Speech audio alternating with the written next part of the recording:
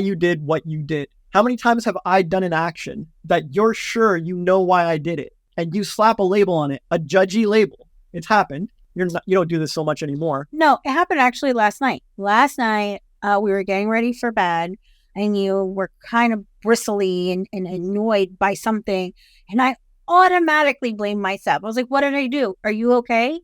And you were like, why? What?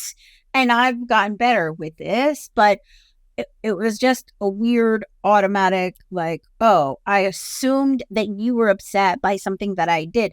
And you were like, no, it's nothing to do with you. It's whatever it was. I don't remember.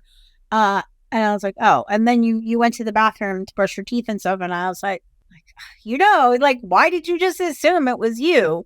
Even though it's rare, it still happens between us too. Like, it happens to everybody. Yeah, exactly. It's a great example, and it's very common. And the thing is, even if you were right and I was upset because of you and not some other random thing, it's still on me to do the introspection and do the personal work and to zero in on my own motivations for why I'm doing something. Am I following a pattern? Am I brainwashed? Am I making some kind of snap judgment or making some kind of unaware choice? Or am I conscious of what I'm doing, happy to choose it, would choose it again, and this is the choice I made, and there's nothing wrong with it, and I'm not going to have anybody labeling it or shaming me out of it. That's on every individual. If you have free will, it's on you to discover your own motivations for why you do things, and no one else can do it for you. It is an internal, individual, personal process. You can get coaching or a guide or counseling or something to help you a little bit with that introspection. But tons of people go to those therapists and learn nothing for years because they don't do the introspection. It's not the therapist that's doing the work here. It's you. Yeah. And everyone outside you can't tell you why you're doing your things. That's why it's you and your, right, and not them and their. Yeah. And there's the same way you can't tell anyone else why they're doing what they're doing. You can take a guess, but it's going to be 50-50. You could be completely wrong. Even your educated guess is still 50-50 because you just don't know. Yeah. And I've had people tell me that I'm a traditional wife because you make me, which is ridiculous to me because, first of all, if anyone who really knows me knows nobody can make me do anything I don't want to do.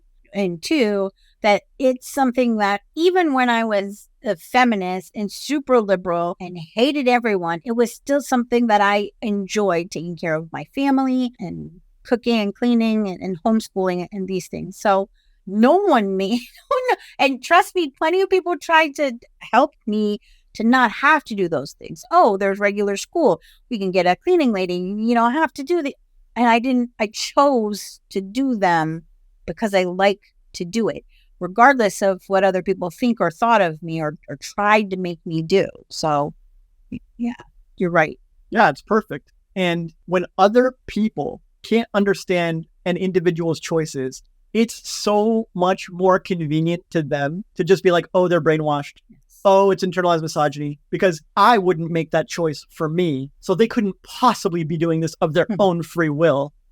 If they admit that that's a choice anyone could make, and it's a totally wonderful, fine choice to make for some segment of humanity, they have to put their judgment and their self-righteousness away and actually take a look at their life. They have to think, hey, am I consciously choosing my feminism, or did I get pushed into it? Or can I choose a career that other people would judge? I've secretly wanted this dream career that I've never pursued, but now I have to look at it because I see another person living their life and they don't care what others think. Yeah. They're forced to confront a huge chunk of their life they've been fearing and avoiding and sidestepping around as soon as they admit that you have free will and you made a choice.